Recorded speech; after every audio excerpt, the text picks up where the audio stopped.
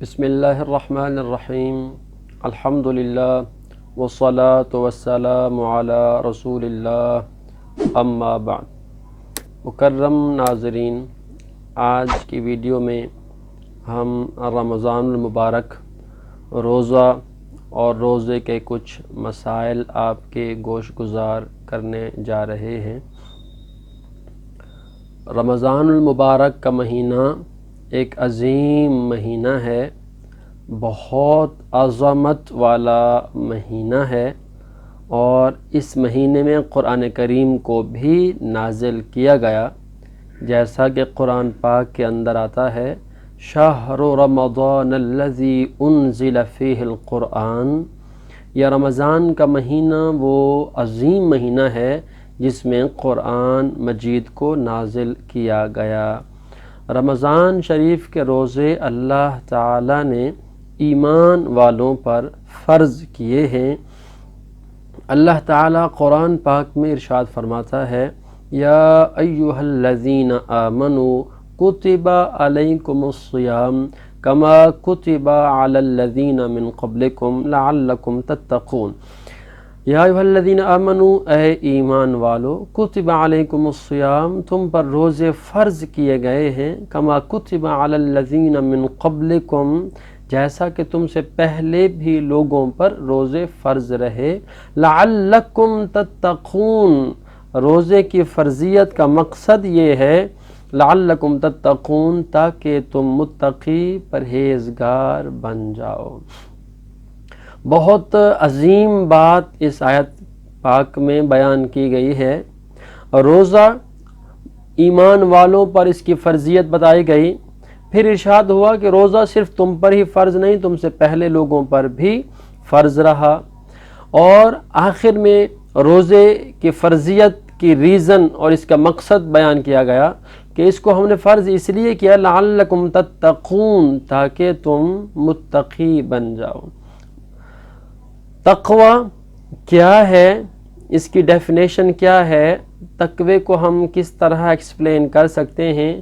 تقوی کی بہت ساری تعریف کی گئی ہیں۔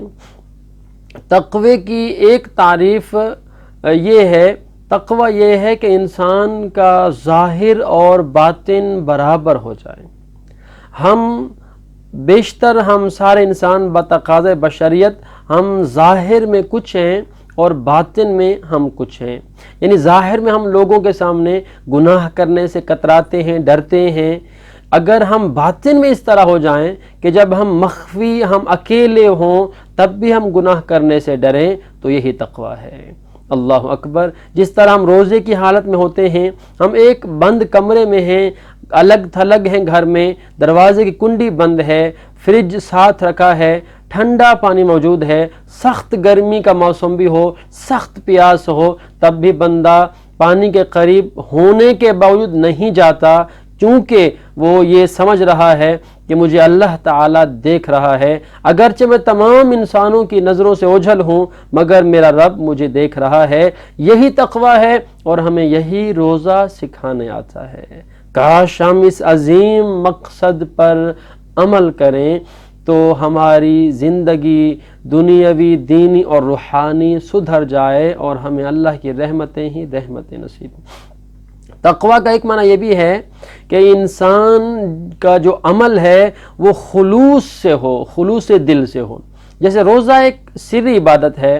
رمضان شریف میں کس بندے کو روزہ ہے، ہم اس کے چہرے سے یا اس کی باڈی سے یوں اندازہ نہیں کر سکتے کہ اسے روزہ ہے یا نہیں ہے۔ ایک سری عبادت ہے، اللہ تعالیٰ اور بندے کے درمیان ایک راز والی عبادت ہے، اور ہمیں یہی روزہ سکھانے آتا ہے کہ ہمارے جتنے اعمال ہیں وہ اللہ تعالیٰ کی رضا کے لیے ہونے چاہیے، اس میں ایسا خلوص شامل ہونا چاہیے کہ میرا عمل صرف اور صرف میرے رب کی بارگاہ میں قبول ہونے کے لیے ہے، میرا عمل صرف اور صرف اس لیے ہے کہ میرا رب مجھ سے راضی ہو جائے۔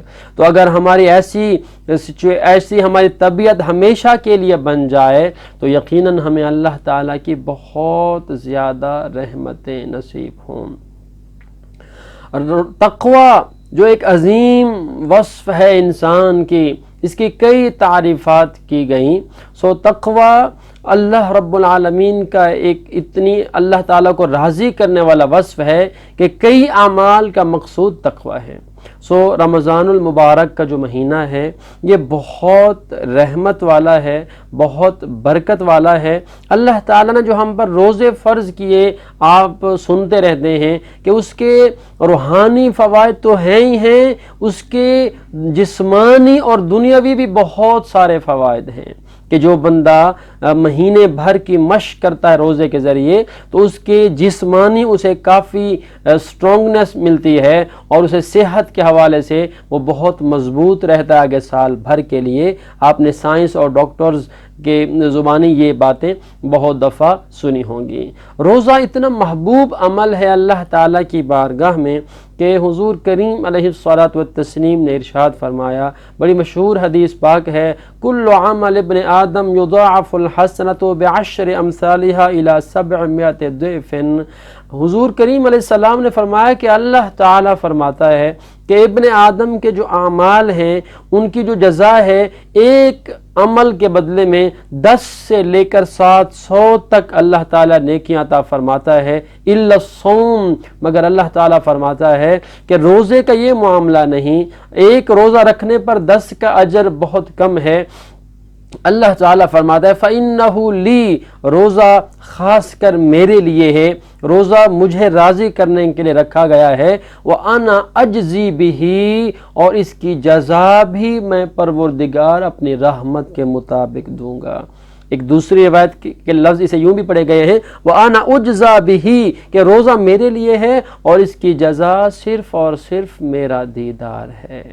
اللہ تعالیٰ کے محبوب نبی نے فرمایا لِلصَّائِمِ فَرْحَتَانِ، روزے دار کے لیے اللہ نے 2 خوشیاں بنائی ہیں، فرحۃ عند فطرہ، ایک خوشی اسے دنیا میں افطار کے وقت ہوتی ہے کہ جب سارا دن انسان روزہ رکھتا ہے وہ شام کو بہت خوش ہوتا ہے کہ مجھے اللہ نے یہ توفیق اور سعادت بخشی، وہ روزہ افطار کرتا ہے اسے خوشی ملتی ہے، اور فرحۃ عند لقاء ربہ، اور دوسری خوشی اسے آخرت میں نصیب ہوگی جب وہ اپنے رب کا بے پردہ دیدار کرے گا، یقیناً اس کی خوشی کی کوئی انتہا نہ رہے گی۔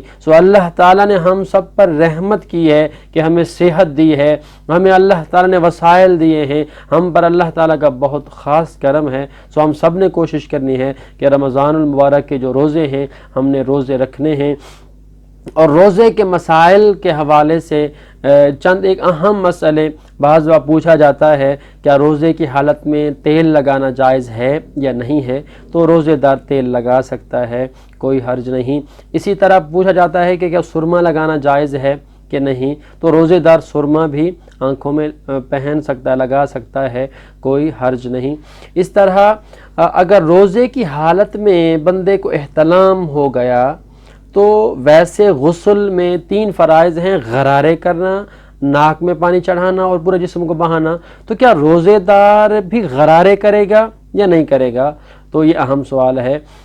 روزے دار سے غرارے مؤخر ہیں، بلکہ اس سے معاف ہیں، روزے دار غرارے بالکل نہیں کرے گا، وہ روزے کی حالت میں کلی کرے گا، ناک میں پانی چڑھائے گا اور پورے جسم کو دھو ڈالے گا، اور روزہ کھولنے کے بعد بھی وہ غرارے نہیں کرے گا۔ ایک دوست سے سنا کہ روزے دار غرارے اس ٹائم تو نہیں کرے گا لیکن روزہ کھولنے کے بعد وہ غرارے کرے گا، یہ بات بالکل درست نہیں ہے، وہ اس کے لیے اس ٹائم بھی غرارے نہیں ہے روزے دار کے لیے اور روزہ کھولنے کے بعد بھی نہیں ہے۔ تاہم اگر کوئی اور مسائل آپ کے ذہن میں آتے ہوں تو بے شک آپ کومنٹ سیکشن میں سوال کیجئے، انشاءاللہ عز و جل اگر بن پڑا تو اس کا جواب عرض کیا جائے گا۔ رب العالمین ہم سب کے حال پر رحم و کرم فرمائے، ہماری تمام عبادات کو قبول و منظور فرمائے۔